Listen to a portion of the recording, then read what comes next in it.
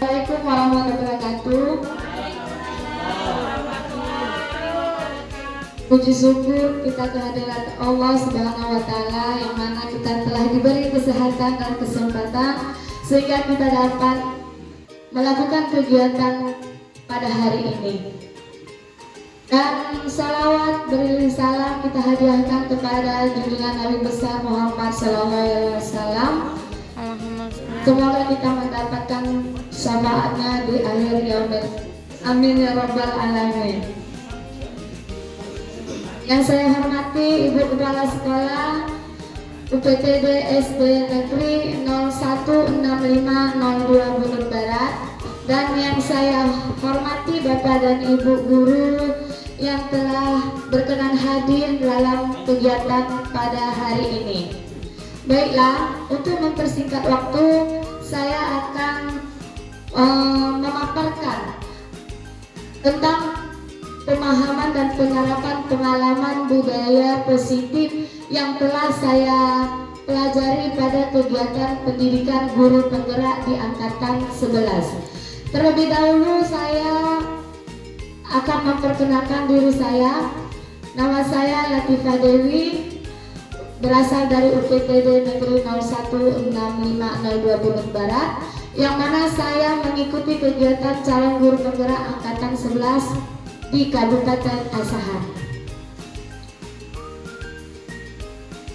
Pada kegiatan ini, konsep inti dari budaya positif ada 8. Yang pertama adalah perubahan paradigma baru, kedua disiplin positif, yang ketiga nilai-nilai kebajikan, keempat kebutuhan dasar manusia, kelima motivasi perilaku manusia, keenam posisi kontrol guru, ketujuh keyakinan kelas, dan yang terakhir adalah segitiga restitusi. Pembelajaran dengan paradigma baru merupakan pembelajaran yang dirancang berdasarkan prinsip pembelajaran berdiferensiasi, sehingga para peserta didik belajar sesuai kebutuhannya berdasarkan tahap perkembangan sesuai teori psikologi modern untuk mewujudkan profil belajar Pancasila, yang mana yang diharapkan dari profil belajar Pancasila yaitu beriman, bertakwa kepada Tuhan Yang Maha Esa dan berakhlak mulia.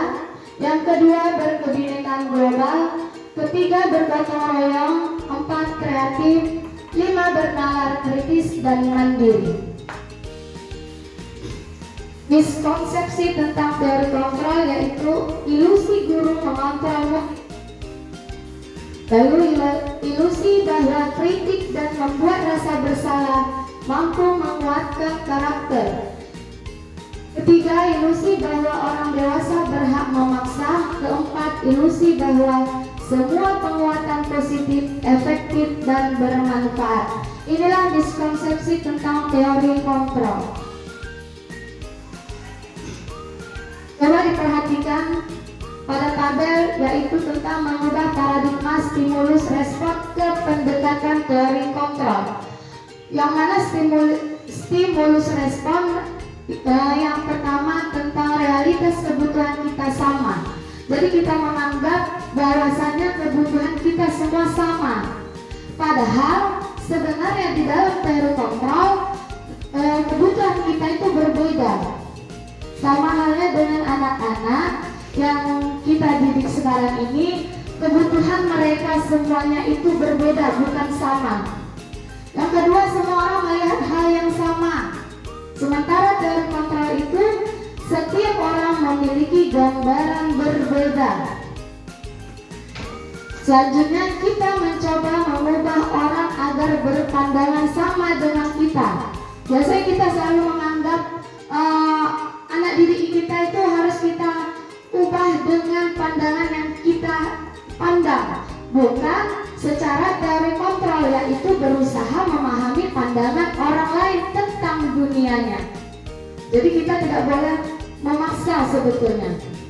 Perilaku buruk dilihat sebagai suatu kesalahan. Selama ini kita melihat perbuatan dari anak didik kita lihat buruk itu sebagai sebagai suatu kesalahan. Seharusnya di dalam teori kontrol, semua perilaku anak didik itu sebenarnya memiliki tujuan, tapi tujuannya itu ada yang baik dan ada yang buruk. Seperti itu sebenarnya Bapak Ibu Guru. Selanjutnya, orang lain bisa mengontrol saya. Seharusnya dalam teori kontrol, hanya Anda yang bisa mengontrol diri Anda, bukan orang lain. Selanjutnya, saya bisa mengontrol orang lain. Seharusnya pada teori kontrol, Anda tidak bisa mengontrol orang lain. Selanjutnya, pemaksaan ada pada saat bujukan gagal.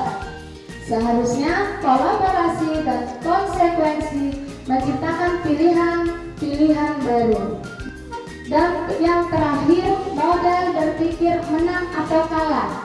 Seharusnya pada teori kontrol, model berpikir menang-menang.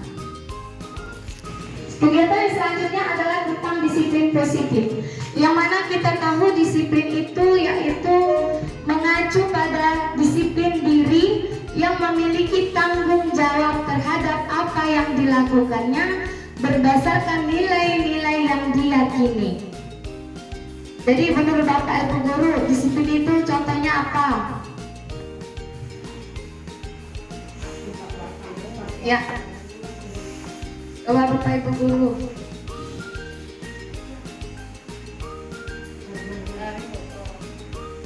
Disiplin itu termasuk tepat waktu, mematuhi peraturan, termasuk juga bertanggung jawab. Ya, benar yang dikatakan Ibu Betty Simanjuntak, yang mana disiplin itu contohnya yaitu tentang ketepatan waktu kita. Yang kita bahas pada kali ini adalah tentang disiplin positif, yang mana disiplin positif itu merupakan salah satu cara penerapan disiplin. Jadi cara penerapan disiplin yang bertujuan untuk menumbuhkan kesadaran serta memberdayakan peserta didik tanpa imbalan penghargaan, ancaman, atau hukuman. Jadi kita itu ingin menerapkan disiplin. Tujuannya untuk menumbuhkan kesadaran anak didik kita tanpa adanya imbalan, ancaman, atau hukuman. Itulah arti disiplin positif. Sebagai pendidik, tujuan kita adalah menciptakan peserta didik yang memiliki disiplin diri sehingga mereka berperilaku mengacu kepada nilai-nilai kebajikan universal dan memiliki motivasi instrik dan perubahan perilaku ke arah yang lebih baik. Itulah yang kita harapkan pada pembelajaran disiplin positif. Yang dimaksud pada tujuan tersebut yaitu nilai yang disepakati bersama, lepas dari suku bangsa, agama, bahasa maupun latar belakang. Yang mana contoh-contoh nilai kebajikan tersebut yaitu berdasarkan profil pelajar Pancasila, yaitu beriman dan bertakwa pada Tuhan Yang Maha Esa dan berakhlak mulia, berkebinekaan global, gotong royong, mandiri, kreatif, dan bernalar kritis. Sementara menurut IDO Primary Years Program atau PYP, yang mana nilai-nilai kebajikannya itu yaitu toleransi, rasa hormat, integritas, mandiri, menghargai, antusias, empati, keingintahuan, kreativitas, kerjasama, percaya diri, dan komitmen. Sementara berdasarkan keterampilan hidup atau life skill, yang mana nilai-nilai kebajikan yang dimaksud adalah toleransi, rasa hormat, integritas, mandiri, menghargai, antusias, empati, keingintahuan, kreativitas, kerjasama, percaya diri, dan komitmen. Yang mana nilai-nilai kebajikan yang kita harapkan pada pendidikan kita saat ini yaitu mengacu pada profil pelajar Pancasila, yaitu beriman dan bertakwa pada Tuhan Yang Maha Esa dan berakhlak mulia, berkebinekaan global, gotong royong, mandiri, kreatif, dan dan bernalar kritis. Itulah yang kita harapkan pada anak didik kita. Semoga kita dapat mewujudkannya. Selanjutnya kita akan membahas tentang kebutuhan dasar manusia. Kebutuhan dasar manusia adalah segala sesuatu yang kita lakukan untuk mendapatkan apa yang kita inginkan.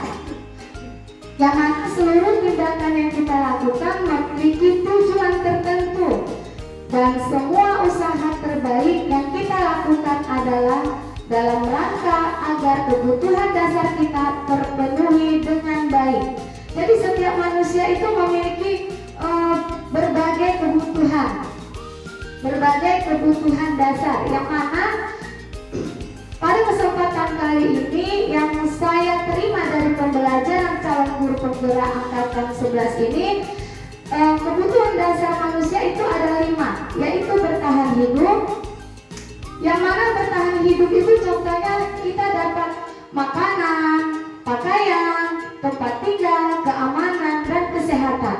Itulah yang dinamakan dengan kebutuhan dasar untuk bertahan hidup. Yang kedua, kebutuhan dasar manusia yaitu kasih sayang dan rasa diterima.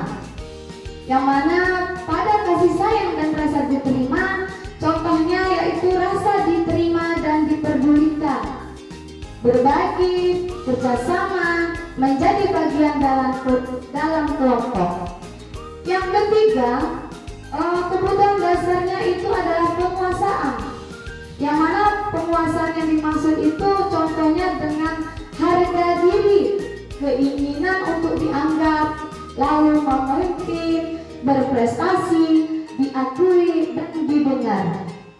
Selanjutnya yang keempat adalah kebutuhan dasar manusia dalam kebebasan. Yang mana contohnya itu yaitu mandiri, memiliki pilihan, mencoba hal baru, mampu mengendalikan arah dirinya. Dan yang terakhir, kebutuhan dasar manusia yaitu kesenangan, yang mana kita itu ingin mendapatkan kesenangan dalam hal bermain, humor, antusiasme, dan tertawa. Inilah kebutuhan dasar kita sebenarnya. Begitu juga kepada anak didik kita, Bapak dan Ibu, mereka memiliki kebutuhan-kebutuhan yang seperti saya tampilkan di layar monitor saya ini, bahwa mereka menginginkan bertahan hidup, kasih sayang, penguasaan, kebebasan, dan kesenangan.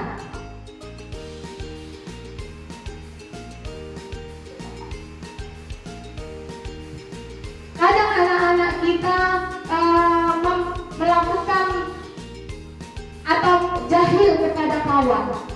Sementara kita belum tahu apa yang dilakukan, kenapa dia jahil kepada kawan-kawannya itu. Mungkin saja mereka itu membutuhkan kebutuhan dasar yang kita maksud ini. Apakah mereka ingin dikasih sayang? Ya kan? Kan ada anak-anak kita jahil, itu pasti ada ingin perhatian. Itulah dikatakan kebutuhan kasih sayang tersebut. Atau ada juga yang anak-anak yang misalnya dapat ranking, dia langsung bangga. Itulah contohnya tentang kebutuhan dasar dalam penguasaan. Jadi dia merasa memiliki kehebatan, merasa nilainya paling tinggi dari kawan-kawannya, sampai mereka mengejek karena mereka menginginkan kebutuhan dasar manusia itu dalam penguasaan. Ada juga anak-anak yang menginginkan kebebasan. Di dalam kelas mereka banyak bermain, mungkin mereka ingin bebas dalam hal belajar. Mereka ingin mendapatkan pembelajaran itu dengan bermain misalnya. Yang media pembelajaran yang berbeda-beda, setiap anak itu memiliki kebebasan masing-masing. Ada caranya mereka itu ingin belajarnya itu sambil bermain, sambil bernyanyi. Mungkin itu yang mereka harapkan, itu yang mereka butuhkan. Selanjutnya tentang motivasi perilaku manusia. Motivasi perilaku manusia itu ada dua, yang mana motivasi ekstrinsik dan motivasi intrinsik. Yang mana motivasi ekstrinsik itu menghindari ketidaknyamanan hukuman dan mendapatkan imbalan penghargaan. Itulah yang dinamakan ekstrinsik. Maksudnya motivasinya itu dari luar. Motivasi yang mereka dapatkan kalau misalnya dihukum, dapat hadiah, itu yang dimaksud dengan motivasi ekstrinsik. Sementara motivasi intrinsik untuk menjadi orang yang mereka inginkan dan menghargai diri sendiri tanpa adanya hukuman, tanpa adanya penghargaan atau imbalan dari orang lain. Inilah dia motivasi-motivasi yang saya maksud, yaitu hukuman, konsekuensi, dan restitusi. Yang mana hukuman dan konsekuensi itu termasuk motivasi ekstrinsik, sementara restitusi itu termasuk motivasi intrinsik dari dalam. Kalau hukuman ini tidak terencana atau tiba-tiba dan murid tidak tahu apa yang akan terjadi, dan hukuman ini berupa hukuman fisik atau fisikis.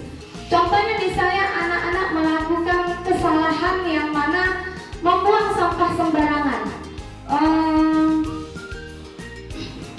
Pada saat membuang sampah sembarangan, kita langsung memarahi. Itu namanya memberikan hukuman. Atau ada lain berbentuk seperti mencubit, ya, seperti yang dikatakan ibu, mencubit itu termasuk hukuman. Jadi itu termasuk motivasi ekstrinsik. Dan konsekuensi itu terencana atau disepakati sesuai peraturan. Selanjutnya murid tetap dibuat tidak nyaman. Dan yang terakhir, sikap guru selalu memonitor murid. Sementara untuk restitusi, proses menciptakan kondisi bagi murid untuk memperbaiki kesalahan, dan proses kolaboratif yang mengajarkan murid untuk mencari solusi sendiri. Jadi dalam restitusi ini kita menciptakan kolaborasi untuk mengajarkan murid mencari solusi sendiri. Jadi tidak kita lagi yang mencari solusi, tetapi anak kita yang melakukan kesalahan itulah yang akan mencari solusi apa yang akan mereka lakukan dalam hal pemecahan masalah yang mereka lakukan. Selanjutnya ini ada posisi kontrol guru, yang mana posisi yang pertama yaitu penghukum, pembuat rasa bersalah, teman, pemantau, dan manajer. Mungkin kita semua ini pernah melakukannya, termasuk saya, Bapak Ibu guru.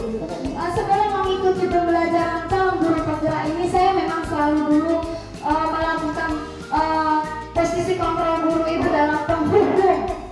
Saya tidak munafik, Bapak Ibu guru, karena kadang kita yang seperti yang Ibu bilang tadi, kalau misalnya ada berbuat salah atau menjahili kawan, kita mungkin kadang melakukan mencubit atau kita memarahi. Itu termasuk posisi kontrol guru dalam penghukum. Dan yang kedua itu membuat rasa bersalah. Kita membuat, dengan kata-kata kita akan membuat rasa bersalah kepada murid kita.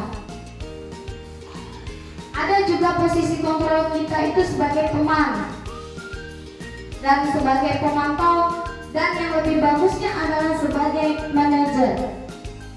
Itu yang diharapkan pada pembelajaran merdeka pada saat ini. Inilah contoh penerapan 5 posisi kontrol guru. Misalnya ada kasus, yang mana kasusnya itu siswa tidak memakai atribut lengkap saat upacara bendera. Pernah kita alami, ya kan Bapak Ibu guru? Ada siswa kita tidak memakai atribut lengkap. Pada saat itu, kalau ada misalnya siswa kita tidak memakai atribut, pasti kita menghukumnya, atau suruh baris, atau suruh hormat bendera. Itu yang selalu kita lakukan. Seperti pada contoh kasus siswa tidak memakai atribut lengkap saat upacara, dalam posisi kontrol kita sebagai penghukum, kita suruh mencabut rumput. Dalam pemburu merasa bersalah, pada posisi guru kita sering mengatakan, berapa kali ibu bapak harus memberitahu kamu selalu mengecewakan ibu bapak. Jadi dengan kata-kata itu akan membuat rasa bersalah pada anak didik kita. Itulah contoh posisi kontrol kita sebagai pembuat rasa bersalah. Yang ketiga, posisi kontrol kita sebagai teman. Sama kasusnya, tetap pada siswa yang tidak memakai atribut, tapi pada posisi kontrol kita yang berbeda-beda tadi. Jika pada posisi kontrol guru pada teman, kita bisa merangkulnya. Ayo dong, ikuti arah sekolah, ikuti aturan sekolah, tolong bantu ibu bapak, tolong bantu ibu ya nak. Kan selalu kita mengatakan seperti itu. Itulah bisa dikatakan dengan posisi kontrol sebagai teman. Kalau sebagai pemantau, kita bisa mengatakan kepada anak didik kita seperti, kamu sudah melanggar peraturan sekolah, kamu tahu konsekuensinya. Pulang sekolah kamu beli dan jangan diulang lagi ya nak. Itulah pada posisi pemantau. Sementara pada posisi manajer, pada kasus yang sama, di sini kita bisa bertanya bagaimana, apakah kamu tahu kesalahanmu? Apakah kamu tahu keyakinan apa yang kamu langgar? Inilah pada posisi manajer. Dan pada saat itu setelah kita menganalisis keyakinan mana yang telah mereka langgar, kita dapat bertanya, solusi apa yang kalian ambil nak pada masalah ini? Seperti itu, sehingga anak-anak dapat mencari solusinya sendiri. Bukan kita yang memberi solusi. Bukan kita bilang, oh udah besok kau beli ya nak. Bukan. Tapi anak itu yang akan memberikan solusinya sendiri. Apa yang akan mereka lakukan? Atau yang mereka menjawabnya, mau dicarinya lagi di rumah atau membelinya, itu jawaban dari mereka. Bukan kita lagi yang memberi jawaban. Itulah posisi kita sebagai manajer.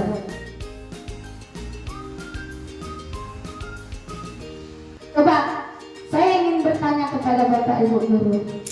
Tadi saya sudah menyampaikan ada 5 posisi kontrol guru.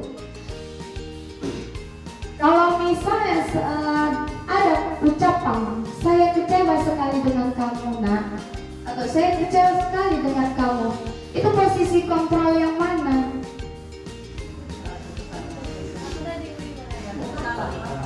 Iya, merasa bersalah. Saya kecewa sekali dengan kamu. Jadi supaya dengan kata-kata ini anak-anak merasa bersalah. Oh iya, apa kecewa ibu gara-gara aku? Gitu. Jadi kita itu sebagai merasa bersalah bagi mereka. Yang ini, kamu tidak pernah benar melakukannya. Iya. Kamu tidak benar melakukannya.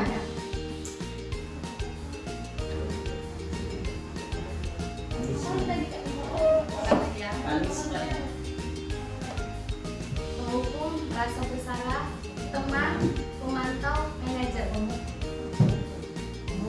Ayo yang mana Bapak, Ibu? Kamu tidak pernah benar melakukannya. Iya. Pemantau. Tepuk tangan. Tepuk tangan buat ibu kita. Coba, kalau yang ini, kita posisinya yang mana? Apa rencanamu menyelesaikan masalah ini? Oke, ayolah lakukan demi ibu. Iya, teman. Kamu tidak akan masuk kelas jika kamu tidak mengerjakan tugas. Iya, penghukum. Tepuk tangan buat kita Bapak Ibu Guru yang hebat-hebat. Semoga Bapak dan Ibu Guru dapat mengikuti calon guru penggerak selanjutnya. Oke, yang selanjutnya adalah keyakinan kelas. Keyakinan kelas ini biasanya merujuk pada prinsip atau nilai-nilai dasar yang diyakini oleh anggota kelas. Yang mana anggota kelas yang dimaksud itu baik guru maupun siswa. Jadi bukan hanya siswa yang kita hukum dalam melakukan kesalahan, dalam melanggar keyakinan kelas tersebut, tetapi guru juga harus mematuhi keyakinan kelas tersebut. Dalam melakukan keyakinan kelas ini diharapkan kita dapat membentuk budaya kelas yang positif. Jadi diharapkan di dalam kelas itu melakukan budaya positif.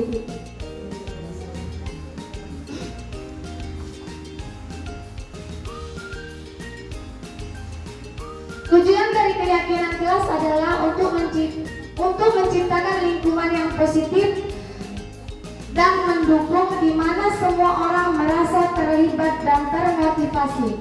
Keyakinan ini lebih bersifat mendalam dan berhubungan dengan sikap dan mentalitas. Contoh, kita percaya bahwa setiap orang berhak mendapat kesempatan untuk berbicara dan didengarkan. Itulah contoh keyakinan kelas.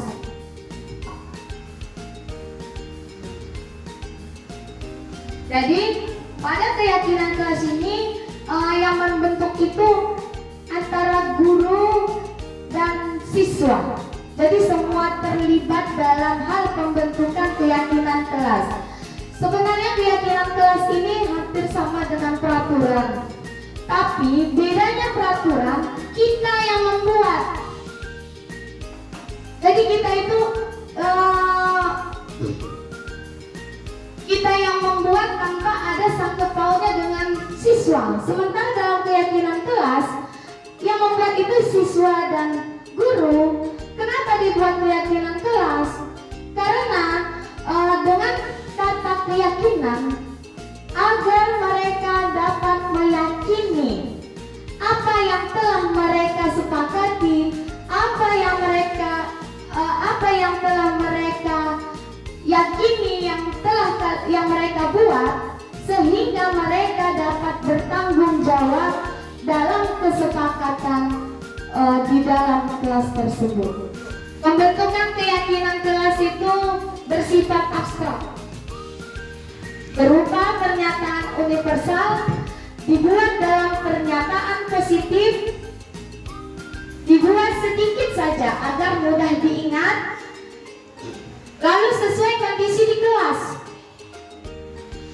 dan di sekolah sehingga mudah diterapkan.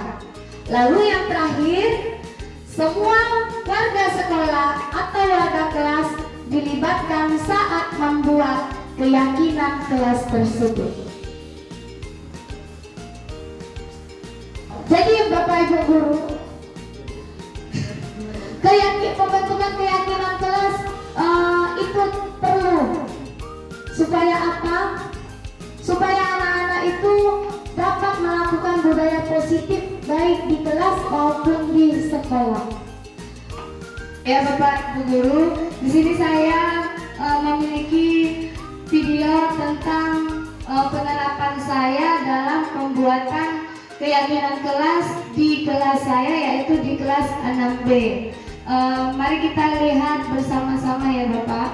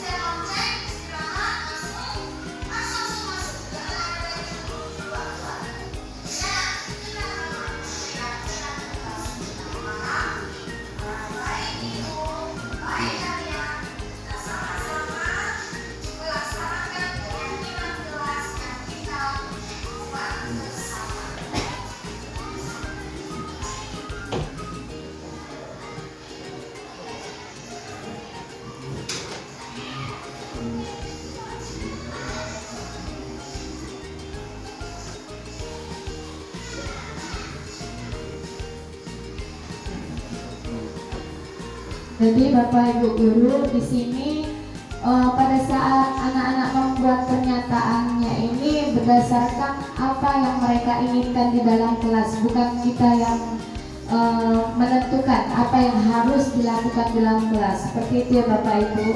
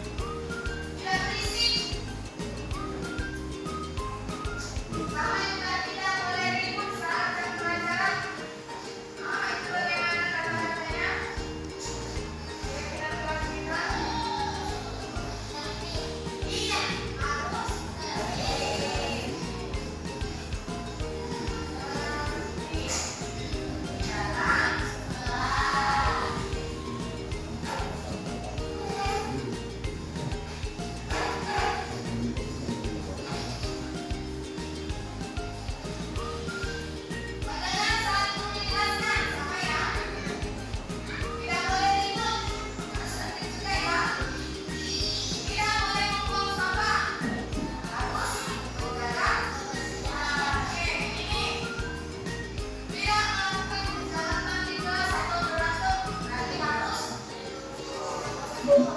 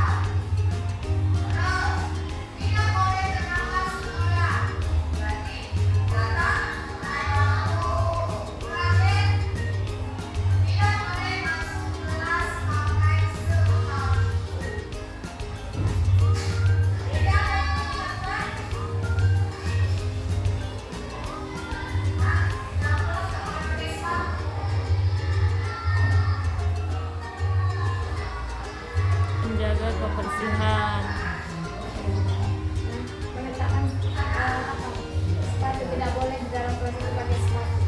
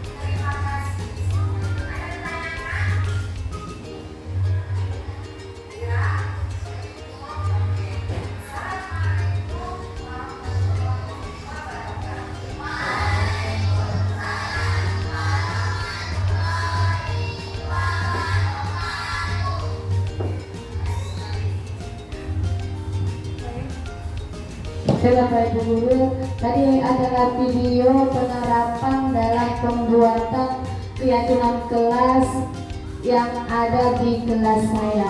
Menurut Bapak Ibu, di video tersebut apa yang bisa Bapak ambil? Ada Bapak Ibu? Ada bersama dengan guru untuk membentuk keyakinan. Ya, terima kasih Bu. Ada lagi Bapak Ibu Guru?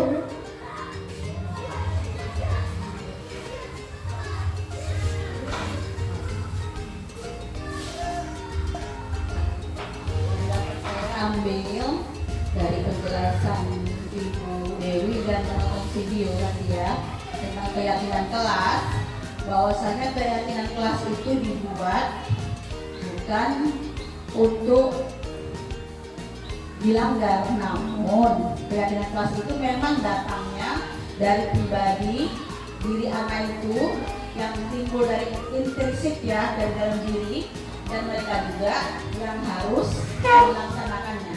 Jadi keyakinan kelas itu memang yang benar-benar ya yang timbul dalam diri anak itu, mereka itu memang melaksanakan dengan senang hati, bukan karena terpaksa. Itu yang dapat saya. Ya Bu, baik, terima kasih buat Ibu Kartini. Ada yang lain pendapatnya? Ya, yang dikatakan Ibu Kartini benar, dan apa yang dikatakan dengan Ibu Renani sudah benar, bahwasanya keyakinan kelas itu dibentuk untuk keyakinan mereka dan keyakinan gurunya juga dalam melakukan budaya positif di kelas maupun di sekolah. Dari kegiatan penerapan yang saya lakukan, telah ditampilkan bahwasanya antara guru dengan murid itu saling berkolaborasi, sehingga itu akan menciptakan anak akan terbiasa untuk berkomunikasi. Jadi kita pun dari kegiatan itu melatih komunikasi anak kepada guru, jadi sehingga mereka terbiasa untuk menyampaikan pendapat mereka. Lalu di dalam kegiatan penerapan keyakinan kelas itu, setelah kita mengumpulkan pernyataan-pernyataan yang kita terima dari anak-anak diri kita itu, lalu kita ubah ke dalam bentuk yang positif. Jadi bentuk yang negatif atau kata-kata dengan tidak, jangan, itu kita buang dan kita ubah menjadi menjadi kata yang positif seperti itu. Dan setelah kita mendapatkan keyakinan kelas, selanjutnya kita buat bersama dengan anak didik kita. Jangan kita suruh aja seperti itu, kita harus sama-sama melakukannya dalam membentuknya di dalam poster atau di dalam seperti yang saya buat di kertas karton. Setelah dibuat seperti itu, lalu kita tempelkan ke dinding supaya apa? Supaya anak-anak didik kita mengingat keyakinan kelas yang telah disepakati. Ada yang ingin bertanya Bapak Ibu Guru? Mas. Oke, kita lanjut kegiatan yang selanjutnya. Selanjutnya adalah segitiga restitusi, pembahasan yang terakhir. Yang mana segitiga restitusi itu adalah suatu proses dialog yang dijalankan oleh guru agar dapat menghasilkan murid yang mandiri dan bertanggung jawab. Jadi ini proses yang dilakukan secara berdialog atau berkolaborasi antara guru dan murid agar menghasilkan solusi dalam pelanggaran keyakinan yang telah mereka buat, dan mereka akan bertanggung jawab dalam menjalankannya. Yang mana yang saya terima dari pendidikan saya pada tahap segitiga restitusi, yang mana kita lihat itu berbentuk segitiga, yang mana pada kegiatannya itu ada 3 hal. Yang mana kegiatan segitiga restitusi itu yaitu menstabilkan identitas, itu yang pertama kali kita lakukan. Lalu memvalidasi tindakan yang salah, dan selanjutnya kita menanyakan keyakinan. Pada tahap menstabilkan identitas, kita bisa bertanya kepada siswa kita yang melakukan pelanggaran dalam keyakinan kelasnya tentang, kamu bukan satu-satunya yang pernah melakukan ini. Atau bisa juga, setiap orang pernah melakukan kesalahan, termasuk ibu. Bisa kita katakan itu, nah. Bisa kita katakan itu, Bapak Ibu. Dan selanjutnya, setelah kita menanyakan itu, kita dapat memvalidasi tindakan yang salah pada anak-anak didik kita. Di dalam validasi ini maksudnya kita bertanya, kenapa kamu melakukan hal itu, nak? Atau kamu pasti punya alasan kenapa melakukan kesalahan itu. Itu pada tahap validasi tindakan yang salah. Selanjutnya, setelah kita menstabilkan, memvalidasi tindakan yang salah, selanjutnya kita menanyakan keyakinan. Jadi dari yang mereka anggap, kita bisa menanyakan keyakinan apalah yang telah kamu langgar. Atau bisa bertanya, kamu ingin menjadi orang yang seperti apa? Itulah pada langkah segitiga restitusi. Coba ini ada contoh tentang menstabilkan identitas. Ini berdasarkan prinsip membuat kesalahan adalah bagian dari proses pembelajaran. Contohnya pada menstabilkan identitas yaitu berbuat salah itu wajar. Tidak ada manusia yang sempurna seperti yang saya katakan tadi, Bapak Ibu Guru. Dan Ibu juga pernah melakukan kesalahan, itu termasuk menstabilkan identitas.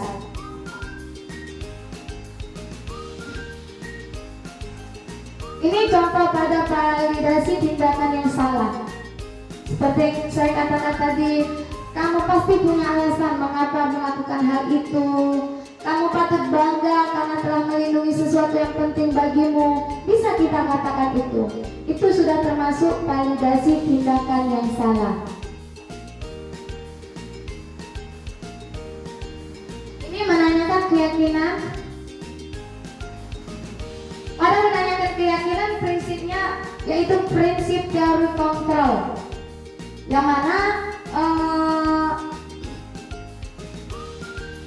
di dalam teori kontrol ini kita memotivasi dalam motivasi intrinsik. Contohnya itu kita harus menanyakan keyakinan kelas kita, terus nilai-nilai apa yang telah disepakati, kamu ingin menjadi orang yang seperti apa. Itu contohnya dalam menanyakan keyakinan. Oke Bapak Ibu Guru, saya memiliki video kegiatan segitiga restitusi yang setelah saya lakukan di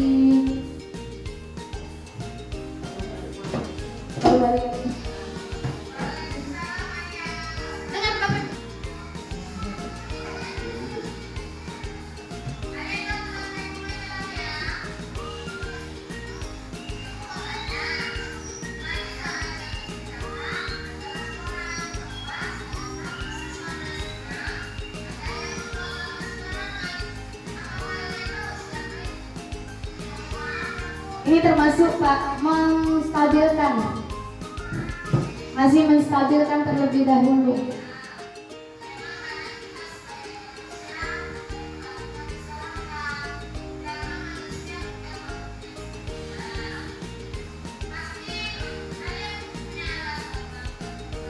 Ini kata-kata yang memvalidasi tindakan yang salah.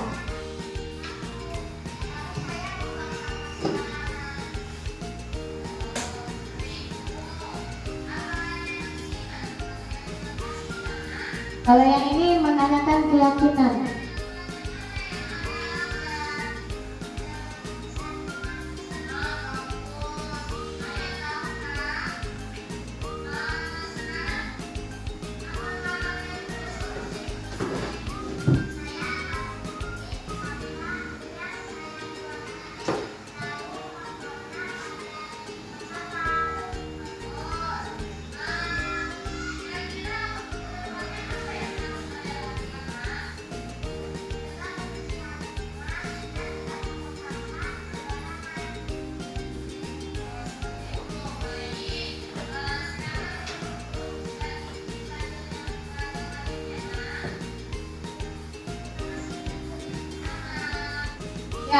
Itulah contoh dari segitiga restitusi yang telah saya lakukan, yang mana pada video tersebut terdapat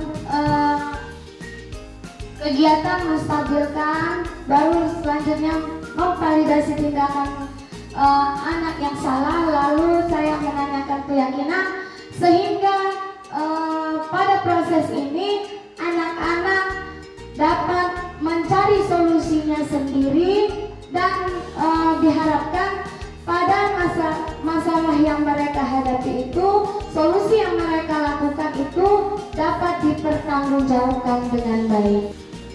Bapak Ibu Guru, pembahasan yang tentang budaya positif yang saya sampaikan sudah selesai.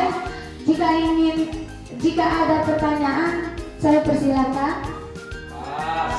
Alhamdulillah. Semoga dalam penerapan budaya positif yang telah saya buat di sekolah ini, semoga Bapak dan Ibu Guru dapat melaksanakan dengan baik, terutama dalam membuat keyakinan di kelas, lalu dalam kegiatan segitiga restitusi. Semoga tidak ada lagi posisi kontrol kita dalam hal penghukum, tapi kita buat dalam hal restitusi. Itu yang kita harapkan, dan itu yang diharapkan Presi.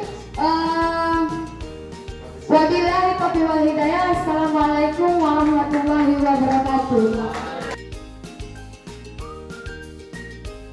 Assalamualaikum warahmatullahi wabarakatuh. Perkenalkan, nama saya Nurjana. Saya rekan sejawat dari Ibu Latifah Dewi. Setelah mengikuti kegiatan menyebarkan pemahaman dan penerapan budaya positif yang telah disebarkan oleh Ibu Latifah Dewi, saya telah memahami apa yang dimaksud dengan budaya positif dan akan